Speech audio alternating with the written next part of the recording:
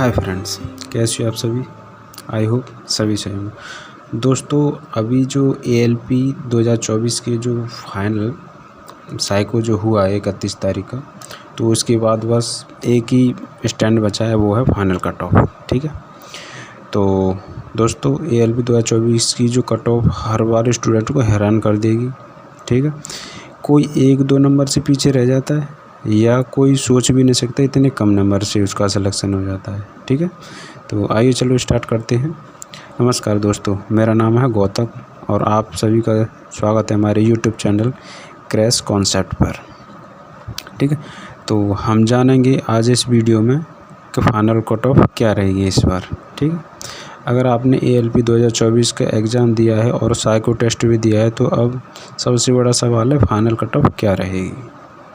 ये सभी लोगों को परेशान करती रहेगी। ठीक है, कि आप सेलेक्ट होंगे या नहीं होंगे, जानते हैं इस वीडियो में पूरी जानकारी। ठीक है, जैसा कि आप जानते हैं कि ALP के एग्ज़ाम में मुख्य रूप से कितने स्टेज होती हैं? 4 स्टेज होती हैं। पहली स्टेज CBT 1 होती है, नंबर 2 CBT 2, फिर तीसरी स्टेज होती है साइको टेस्ट CBAT। ठीक है, और चौथा रहता है डॉक्यूमेंट वेरिफिकेशन, यही इसका फाइनल है। इसके बाद फिर लास्ट जॉइनिंग होती है, वो मेडिकल होता है। ठीक है, आज चलो इनको बारी बारी से समझते हैं। ठीक है, स्टेज 1 में क्या दे रखा है? स्टेज 1 में CBT 1 जो एग्ज़ाम होता है उसमें मैथ आता है, रीजनिंग आती है और साइंस आती है। ठीक है, इसमें टोटल क्वेश्चन कितने आते हैं? 75 क्वेश्चन आते हैं। ये कितने टाइम का होता है? 1 आवर का होता है, यानी 1 घंटे का। मैथ के इसमें 20 क्वेश्चन आते हैं और रीजनिंग के इसमें 25 क्वेश्चन आते हैं। और साइंस के कितने आते हैं? साइंस के समथिंग 20 क्वेश्चन के समथिंग साइंस के आ जाते हैं स्पेशल, और GK के कितने आ जाते हैं? 10 क्वेश्चन के समथिंग आ जाते हैं। तो ये टोटल कितने हो गए? 25 और 20 45, तो ये क्वेश्चन हो गए। और 10 और 20 कितने? 30 हो। ये टोटल कितने क्वेश्चन हो जाते हैं? 75 क्वेश्चन हो जाते हैं। कितने देर में अटैम्प्ट करने होते हैं? ये 1 आवर में अटैम्प्ट करने होते हैं। ठीक है, इसके बाद एक कट ऑफ लगती है, जॉन वाइज लगती है और सभी की लगती है। ठीक है, इसको लगने के बाद फिर हम पहुंचते हैं CBT 2 में, और इसके साथ मुझे लगता है 15 को बच्चे बुलाए जाते हैं। ठीक है, तो इसको अब ये CBT 2 के बारे में समझते हैं, इसमें क्या क्या आता है। ठीक है, तो CBT 2 में आता है, इसमें भी वही है। CBT 2 में क्या कहता है? इसमें ये CBT 2 दो पार्ट में विभाजित होता है, A + B, 2 पार्ट में। ठीक है, A पार्ट तो हमारा मेरिट डिसाइड करता है। क्या डिसाइड करता है? मेरिट डिसाइड करता है। और जो B पार्ट होता है ये सिर्फ क्वालिफाई नेचर का होता है। क्वालिफाई नेचर का होता है, रिलेटिव ट्रेड होता है ये। मतलब डिप्लोमा कर रखा है या ITI वगैरह जिसने किसी ने फिटर से, इलेक्ट्रीशियन से, सबसे जो जिस किसी की ट्रेड होगी उसके रिगार्डिंग आएगा इसका। ये सिर्फ क्वालिफाई नेचर का होता है, यानी हमें इसको 35% अंक लेके आने होते हैं। 35% में हमारे आ जाते हैं 27 क्वेश्चन के समथिंग, इतने हमारे सही हो जाने चाहिए। ठीक है, और पार्ट ए में दे रखा है, मैथ दे रखा होता है। मैथ का कितने का होता है? मैथ के क्वेश्चन 30 आते हैं। इसमें रीजनिंग के भी 30 क्वेश्चन आते हैं। और जो साइंस और इंजीनियरिंग ड्राइंग होती है इसके अलग अलग आते हैं। ये टोटल कितने क्वेश्चन हो जाते हैं? 40 क्वेश्चन इसके आ जाते हैं। ये 40 और 60 कितने? 100 क्वेश्चन का ये दूसरा एग्ज़ाम होता है, और ये 75 क्वेश्चन का होता है। ठीक है, इसके लिए हमें एक घंटे का दिया जाता है, और दूसरे पहले वाले पार्ट के लिए कितना देखा जाता है? हमारे 1.5 घंटे का टाइम दिया जाता है। ठीक है, इसके लिए 1.5 घंटे का दिया जाता है। ये जो पेपर होता है ये दोनों एक ही साथ होते हैं। पहले A पार्ट कंप्लीट होगा, फिर उसके तुरंत बाद ही B पार्ट स्टार्ट हो जाएगा। ठीक है, इसमें कोई गैप नहीं दिया जाता है। ठीक है, तो इसकी जो कट ऑफ लगती है, कट ऑफ नहीं, ऑटोमेटिक डिसाइड हो जाती है कि मतलब जिस बच्चे का मतलब ये ट्रेड पास होगा वही बच्चा साइको टेस्ट दे पाएगा। ठीक है, वही बच्चा क्या दे पाया? साइको टेस्ट दे पाया। एक तरह से कट ऑफ ही मान लीजिए, कट ऑफ सी लग जाती है। ठीक है, तो कौन सा दे देता है? ये वाला देगा, बैटरी टेस्ट देगा। ठीक है, तो बैटरी टेस्ट में जो साइको का बैटरी टेस्ट होता है इसमें कितने होते हैं? बैटरी टेस्ट उसमें तो 5 होते हैं। ठीक है, अरे क्या हो गया, इसमें कितने टेस्ट होते हैं? बैटरी टेस्ट होते हैं इसमें 5। तो इस बार जो बैटरी टेस्ट हुआ था इसमें क्या क्या टॉपिक आया था? पहला आया था मेमोरी टेस्ट, दूसरा होता है फॉलोइंग डायरेक्शन टेस्ट, तीसरा होता है डेप्थ परसेप्शन टेस्ट, और चौथा हुआ परसेप्चुअल स्पीड टेस्ट, और इस 5वां होता है पावर ऑफ ऑब्जर्वेशन टेस्ट। मैंने भी दिया है इस बार, ऐसी बात नहीं है। मेरा भी, मुझे लगता है मेरा हो सकता है। ठीक है, मतलब सही है। मेमोरी टेस्ट में आया था फिगर पोजीशन टेस्ट, इसमें 24 क्वेश्चन थे और जो 2 पार्ट में अलग अलग डिवाइड था, यानी 10 एक पार्ट में थे, 10 एक पार्ट में थे, ठीक है, दोनों को मिला के ये 24 क्वेश्चन हो जाते हैं। ऐसे ही है डायरेक्शन टेस्ट, इसमें क्लॉक आया था, इसमें 20 क्वेश्चन आए थे, 20, इसमें कोई पार्ट अलग अलग नहीं थे, एक ही पार्ट था, पर सबसे ज़्यादा मुझे लगा सबसे ज़्यादा हार्ड यही था, क्योंकि ये एग्ज़ाम नहीं था, मतलब ये स्लाइडिंग में दे रखा था, ठीक है। जिस किसी अधिकतर बच्चे फेल होंगे तो ये इसी में होंगे, क्लॉक वाले में, और कम जो बैटरी टेस्ट जाएगा इसी के अंदर जाएगा, ठीक है, वो जो टी स्कोर जाएगा वो इसी के अंदर जाएगा, ठीक है। और जो दूसरा है डेप्थ परसेप्शन टेस्ट, इसमें हिडन क्यू आया था, इसमें 50 क्वेश्चन आए थे, ठीक है। इसमें कितने क्वेश्चन आए थे? 50 क्वेश्चन आए थे। 50 क्वेश्चन में फिर दूसरा कौन सा है? ये परसेप्शन स्पीड टेस्ट, इसमें आया था पिक्चर प्लेसमेंट एक देखना है, मतलब कितने पिक्चरों की मतलब स्थान चेंज है, मतलब कितने सही है, मतलब उस तरह से देखना है, एक यहाँ है तो दूसरे में एक यहीं है कि दूसरी जगह, या 2 यहाँ है तो दूसरा यहाँ है कि यहाँ, इस तरह से, मतलब कितने पिक्चर का स्थान चेंज है, ये इस तरह से 60 क्वेश्चन है। न्यू सेम फिगर ऑब्जर्वेशन, यानी 2 फिगर यहाँ दे रखी हैं, फिर 1 2 3 4 इस तरह से फिगर दे रखी है, फिर इसको मैच करना है, इनमें से कौन सी फिगर होगी, ये इसमें आता है, ठीक है। तो बैटरी टेस्ट में कितने होते हैं? 5 बैटरी टेस्ट होते हैं साइको टेस्ट में, और हर एक में टी स्कोर के आधार पर पास करना होता है, ठीक है, हर एक में टी स्कोर के आधार पर पास करना होता है। और टी स्कोर क्या होता है इसमें? टी स्कोर का फॉर्मूला होता है 50 + 10, 50 + 10 कोष्टक में x माइनस के माध्य अपॉन स्टैंडर्ड डेविएशन विचलन माध्य और इनटू बड़ा होगा या बराबर होगा 42 के।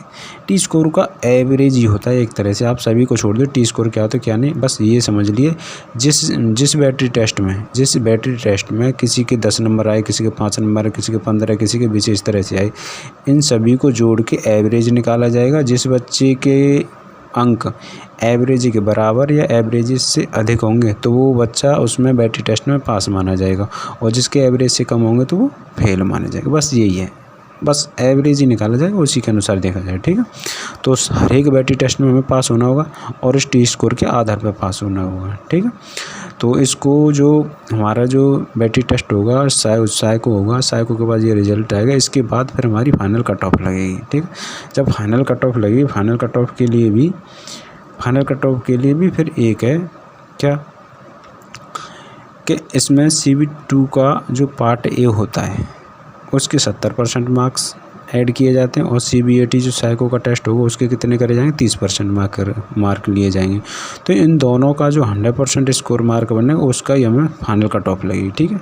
तो यही दोनों जोड़े जाएंगे। अब जिन उम्मीदवारों ने साइको टेस्ट दिया है और उन्हें लगता है कि क्लियर हो जाएगा, उनके लिए फाइनल कट ऑफ का इंतजार सबसे बड़ी टेंशन होती है, ठीक है। और फाइनल कट ऑफ की आपको मैंने बताया पार्ट ए में 70% होने चाहिए और CBT 70% लिए जाते हैं, यानी जितने भी आपने मतलब ऑब्टेन किए या जितने लेकर आए उसका 70% निकाल। जैसे 50 के किसी को 50 नंबर है, उसका हमें 70% चाहिए, तो नहीं 7 पूरे 35, उसके कुल 35 नंबर ही ऐड किए जाएंगे उसमें से, और इसमें 30 नंबर जिसमें जिसके भी आएंगे, जिसके 30% लिए जाएंगे। CBAT में जितने नंबर 30% उसके और 35 नंबर ये, जब जाके फाइनल कट ऑफ आएगी देखा जाएगा किसके उसके क्राइटेरिया में आएंगे कि नहीं आएंगे, ठीक है। तो इस तरह से आएंगे। तो बस इसके बाद जानते हैं कि मतलब आपको पता है कट ऑफ कई फैक्टर्स पर निर्भर करता है। आजरिया ये नहीं कि पेपर दे दिया हमने आपकी कट ऑफ डिसाइड हो जाएगी, इतने पे पास हो जाए, नहीं, सबका अलग अलग लेवल देखा जाता है। क्या? नंबर 1 वैकेंसी देखी जाती है, नंबर 2 एग्ज़ाम का लेवल भी चेक किया जाता है, मतलब कैसा लेवल, डिफ़िकल्ट लेवल था, इजी लेवल था, और कैंडिडेट का परफॉर्मेंस देखा जाता है कि बच्चा मतलब किस तरह से बच्चे अटैम्प्ट कर पा रहे हैं, कितना स्कोर लेके आ रहे हैं, उसके अनुसार देखा जाता है। अगर बच्चा 100 में से 80 क्वेश्चन करके आ रहा है, 50 बच्चों ने माना कि चलो 50 बच्चों ने 80 क्वेश्चन अटैम्प्ट किए हैं, 50 ने, और 100 मतलब 50 बच्चों ने 80 अटैम्प्ट किए हैं, 100 बच्चे बैठे मतलब आधे ने 80 अटैम्प्ट किए हैं, और चाहिए हमें 20 बच्चे, तो मतलब 80 पे ही कट ऑफ जाएगी ना, नीचे कैसे उतरेगी। तो वैकेंसी देखी जाती, कितनी वैकेंसी, एग्ज़ाम का लेवल देखा जाए तो कैसा कैंडिडेट परफॉर्मेंस, बच्चे कितने स्कोर कर पा रहे हैं, और चौथी लास्ट होती है फिर कैटेगरी U और OBC ऐसे ये डिसाइड करती है फिर किस तरह से कितने बच्चे किस मतलब किस जोन में कितने बच्चे हैं, उस जोन में मतलब कौन सी कैटेगरी के बच्चे कम आ रहे जाते, उसके अनुसार सारी डिटेल देखी जाती है, ठीक है। तो नेक्स्ट देखते हैं एक्सपेक्टेड कट ऑफ क्या हो सकती है। अब बात करते हैं फाइनल एक्सपेक्टेड कट ऑफ के बारे में, जो पिछले वर्षों के आधार पर इस प्रकार हो सकती है। ठीक है, हमने जो डिसाइड की है। ठीक है, आइए चलो समझते हैं इसे।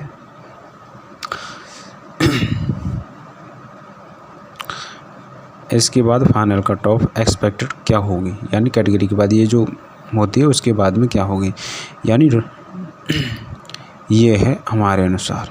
ठीक है, तो UR यानी जनरल की कितनी हो सकती है, 72 से 76 के बीच में हो सकती है, 72 से 76 के बीच में। और OBC है, OBC के कितने के बीच में होते हैं, 68 और 72 के बीच में हो सकती है। ठीक है, 68 और 72 के बीच में। ये जब है कि जिसमें 18,700 कितनी वैकेंसी, 18,799 वैकेंसी हैं, काफ़ी वैकेंसी हैं। ठीक है, और SC कितनी हो सकती है, 60 से 66 के बीच हो सकती है SC क्राइटेरिया की। और ये मैंने मतलब एवरेज माना है, एवरेज यानी सभी जोन का माना है, मैंने सभी जोन का माना है। एक स्पेशली मैंने कोई जोन नहीं लिया, मैंने सभी का अंदाज से लगाया। ठीक है, मतलब एवरेज टाइप में कहाँ सभी का इतना जा सकता है, ऊपर नीचे हो सकता है, एक्यूरेट तो हमारी भी नहीं है। ठीक है, और ST की कितनी हो सकती है, ST की हो सकती है 55 से 60 के बीच में। ठीक है, अब मुझे लगता है अब आप क्या करें, अगर आपको लगता है कि आपका फाइनल कट ऑफ क्लियर हो जाएगा तो आप डॉक्यूमेंट रेडी करें, मेडिकल टेस्ट की तैयारी करें, RRB की वेबसाइट पर रिजल्ट चेक करते रहें। अंत में अगर आप ये वीडियो देख रहे हैं तो समझिए कि आप काफ़ी करीब हैं अपनी मंजिल के। आपका ALP बनने का अब सपना अब हकीकत से बस एक कदम दूर है। ठीक है, एक कदम दूर है बस, अगर आप ये क्राइटेरिया कंप्लीट कर पाते हैं तो। और मुझे लगता है ये मेरी जो कट ऑफ मैंने अनुमान लगाई ये 80% सही साबित होगी। ठीक है, 80% सही साबित होगी। ठीक है, तो आज की वीडियो यहीं समाप्त करते हैं। अगर आपको वीडियो अच्छी लगी हो तो लाइक करना, शेयर करना और ऐसे ही अपडेट के लिए हमारे चैनल को सब्सक्राइब करें। Thank you very much. जय हिंद, जय भारत।